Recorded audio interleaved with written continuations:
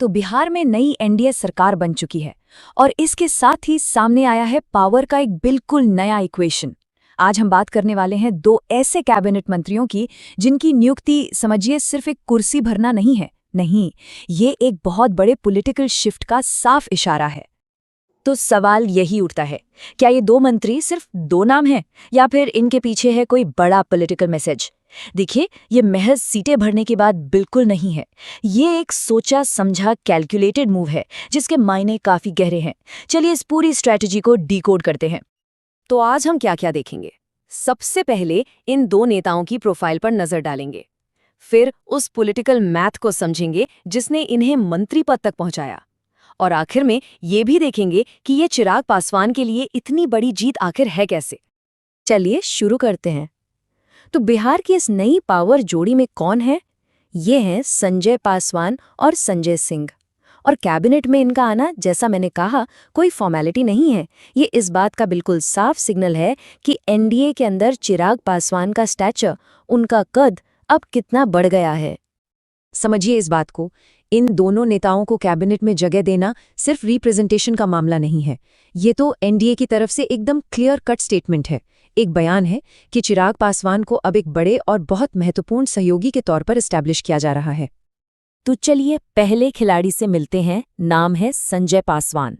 इन्हें उनकी जमीन पर मजबूत पकड़ और पॉलिटिकल दबदबे के चलते दलित राजनीति का स्ट्रॉन्ग मैन माना जाता है।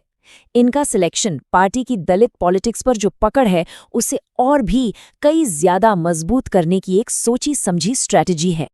संजय पासवान बकरी जैसी, जो कि एक काफी चैलेंजिंग सीट मानी जाती है, वहां से जीत कर आए हैं, और ये उनके पॉलिटिकल स्किल को साफ साफ दिखाता है।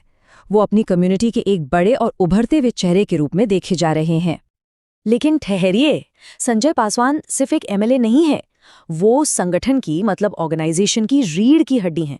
पार्टी के प्रधान महासचिव हैं, ग्राउंड लेवल पर उनकी पकड़ गजब की है, और सबसे बड़ी बात, वो चिराग पासवान के सबसे ट्रस्टेड लोगों में से एक हैं।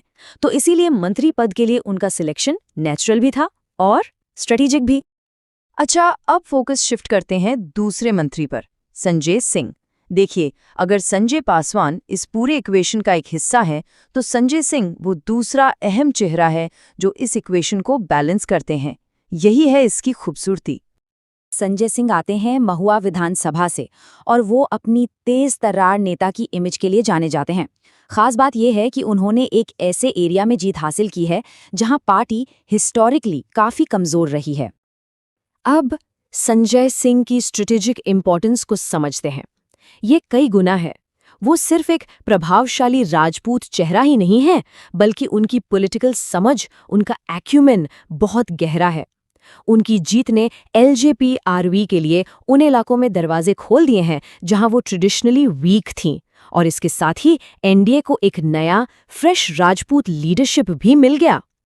तो अब तक हमने दोनों नेताओं के बारे में जान लिया है। अब चलिए इन डॉट्स को कनेक्ट करते हैं, समझते हैं कि इन दोनों अपॉइंटमेंट्स को मिलाकर एक पावरफुल पॉलिटिकल स्ट्रैटेजी आखिर बनती कैसे है। क्योंकि ये सिर्फ इत्तेफाक नहीं है, ये सोचा समझा बिल्कुल पका पकाया गणित है। और यही है इस पूरी स्ट्रैटेजी का कोर, इसका सार। एक तरफ है संजय पासवान, जो पासवान वोट बैंक को लॉक करते हैं, और दूसरी तरफ है संजय सिंह, जो राजपूत कम्युनिटी को साथ लाते हैं। यानी एक तीर से दो निशाने।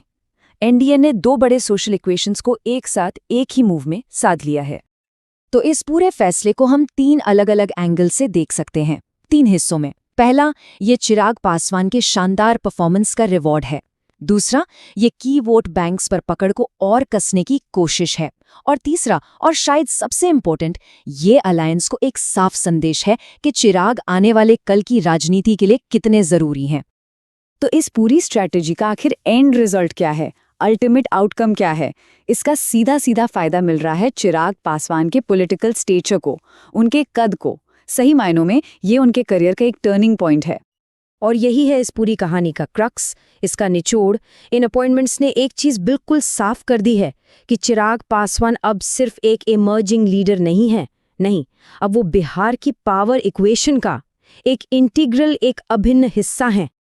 तो चिराग पासवान के लिए इसके प्रैक्टिकल मायने क्या हैं? चलिए देखते हैं। पहला, एनडीए के अंदर उनकी बार्गेनिंग पावर, उनकी मोल भाव करने की ताकत बढ़ गई है। दूसरा, उनके मंत्री अब उनकी स्ट्रेटेजिक पावर का ही एक एक्सटेंशन है। और तीसरा, उनकी पार्टी अब सिर्फ एक अलाई नहीं है, बल्कि एक इन्फ्लुएंशियल पार्टनर बन चुकी है। तो आखिर में वही बड़ा सवाल, क्या ये स्ट्रैटेजिक मूव चिराग पासवान के पॉलिटिकल जर्नी में एक नए चैप्टर की शुरुआत है, एक ऐसा चैप्टर जो उन्हें सीधे बिहार की सत्ता के सेंटर स्टेज पर ले जाएगा? इसका जवाब तो फिलहाल वक्त के ही पास है।